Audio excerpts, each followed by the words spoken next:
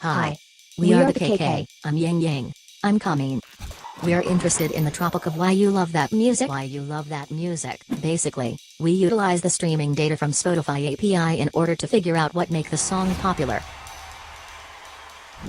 So first, we wrote a script to pull all download links to the weekly top 200 charts from SpotifyCharts.com, then use the Chrome extension called Chrono for batch downloading. This ends up with more than 3,000 CSV files with 600,000 items inside. Holy cow! As we only get song names, artist names, and the number of streams.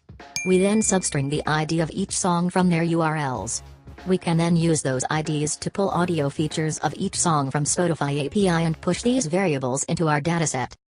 We also wrote a script for preparing the dataset for different charts. For instance, we prepare an array of songs without duplicates and sum the total of streams of each song from every weekly chart, or create an array of artists and sort by the number of hit songs they produce on the charts. This includes pulling additional variables like the link to 30 seconds audio preview or the album cover image. How cool is that? Now, as planned, we use the Google Charts to plot histograms and scatter charts. We also calculate mean, maximum value, minimum value, standard deviation, and coefficient of correlations using correlation rank NPM package. This allows us to see the patterns and distributions of the dataset. So we could start to analyze and draft the content on the website. We also start developing the wireframe and rough UI design. So now, we end up with 5 visualizations. Album cover and audio preview. This mainly involves CSS and JavaScript. As we already think about the responsive since the beginning, we create a design system and component that can be used anywhere on the website without worry it is going to break as we add more things. Also, we don't only want people to see the data, but also to hear the data. That's why we decided to add the audio preview so people could get more sense of what the popular songs sound like. We use Howler.js for the audio player and end up customize a lot to match with our style and animation. D3 Bubbles chart. This one is tricky as the bubbles are all drawn as SVG. It's a little bit tricky to change the image background inside the bubbles.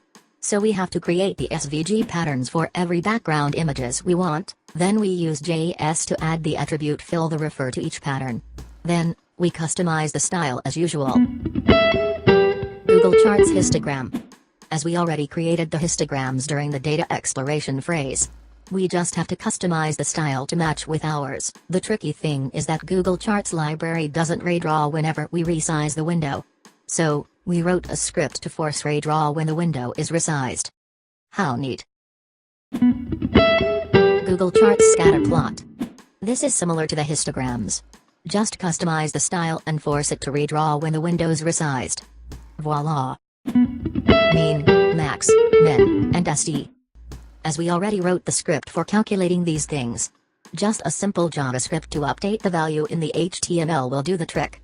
We also utilized the album cover and audio preview component that we have developed to allow people to listen to the song with the maximum and minimum value in each audio features categories. For the website, it's fairly simple.